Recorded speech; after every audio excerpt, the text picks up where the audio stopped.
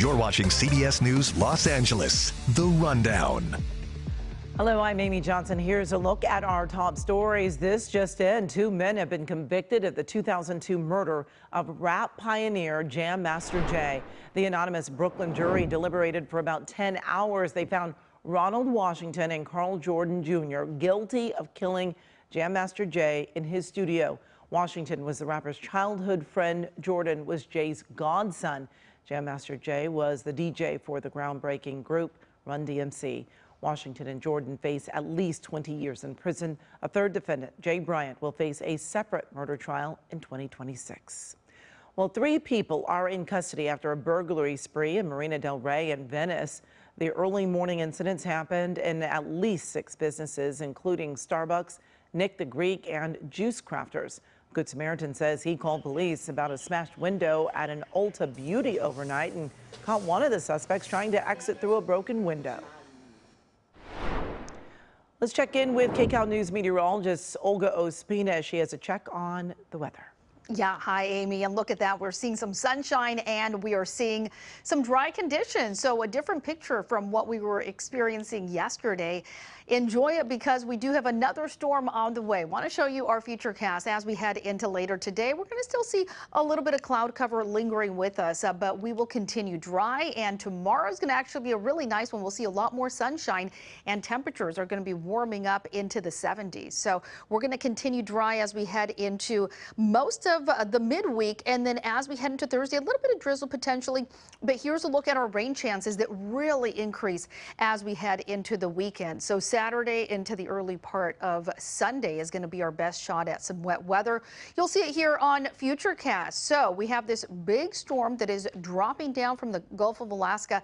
This is going to be a cold storm, bringing us even low-level snow, and that's going to start impacting us as early. We could start to see a few showers late Friday, but really Saturday is going to be when most of us see that wet weather, and even into the early part of your Sunday, drying out for the new work week. We're looking at snow even impacting potentially some of those mountain passes. So if you're traveling up to the mountains this weekend, definitely keep that in mind. Numbers are going to be on the cooler side over the extended period.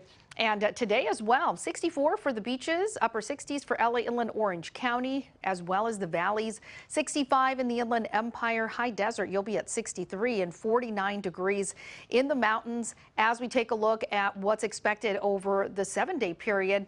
Tomorrow, again, is going to be the nicest day, 72 for LAOC Metro. That's going to be above average. And then much cooler temperatures as we head into the weekend, and then bumping up a little bit as we head into Monday. But yeah, that rain is going to stick with us as we head into the next several days. Amy.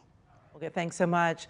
Well, according to new data, Boyle Heights tops the list for the area in Los Angeles with the most graffiti. KCAL News reporter Jeff Nguyen is working on that story and has a look at the cleanup underway. Jeff Nguyen here in Boyle Heights, and right behind me there are workers from the Gang Alternative program, and what they are doing right now is cleaning up graffiti in this area.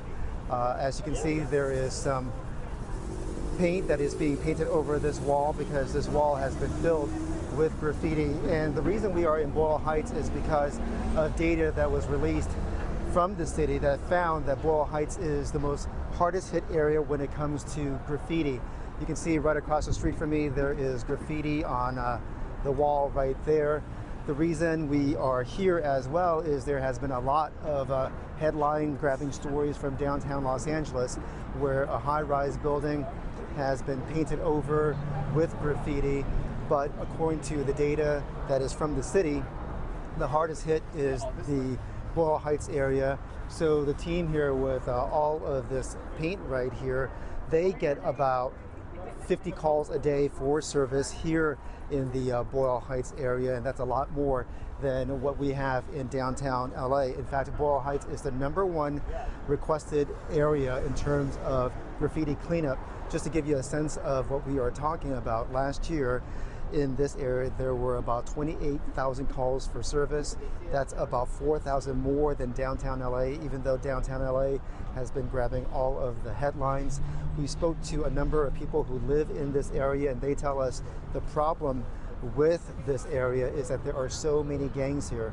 To give you an example of how the gang issue is such a serious problem. As the crew is working here, you can see there is an LAPD officer right behind us to make sure things work smoothly and safely for the team here.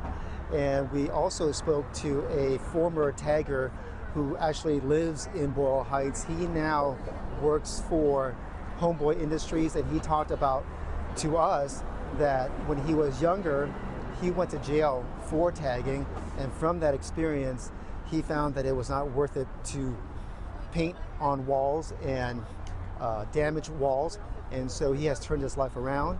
And now his plea to young people is to make sure that they don't get caught up in this lifestyle. He is also a father, and he wants to make sure that his kids don't end up in jail for graffiti. So we will have all of that for you beginning at 4 o'clock on KCAL News at 4 p.m. Well, just days before the deadline to avert a government shutdown, Democrats and Republicans emerged from their White House meeting expressing optimism. While the negotiations over the budget, border, and foreign aid drag on, payroll for government employees, military service members, and families hangs in the balance. Doing a shutdown would damage the economy significantly, and I think we all agree to that. We believe that we can get to agreement on these issues and prevent a government shutdown. Now, if lawmakers don't reach an agreement by Friday, agencies like the Departments of Agriculture, Energy, and Transportation will run out of money, with the Departments of Defense and Justice set to run out next Friday. An American-made lunar lander is set to lose power today, just days after landing on the moon. Odysseus tipped over while touching down near the moon's south pole Friday after one of its legs got stuck in a ditch. Well, that compromised communications and power, but all was not lost. The company that built and flew the spacecraft, Intuitive Machines, was still collecting data. Scientists still consider the mission a huge success. NASA has said all along that we need to be able to prove that we can not master the moon, but learn to live on and with it before we can take on an even greater challenge, and that is the challenge of sending humans to Mars. Hopefully these missions, including even the science that is coming back from Odysseus, is going to help us prepare for these next steps that will get people back to the moon and hopefully many, many more robots. We have a lot more to learn. Odysseus was the first U.S. spacecraft to land safely on the moon in more than 50 years. Well, this has been CBS News Los Angeles, The Rundown. Thanks so much for joining us. We'll be back live at 3 o'clock right here on CBS News Los Angeles.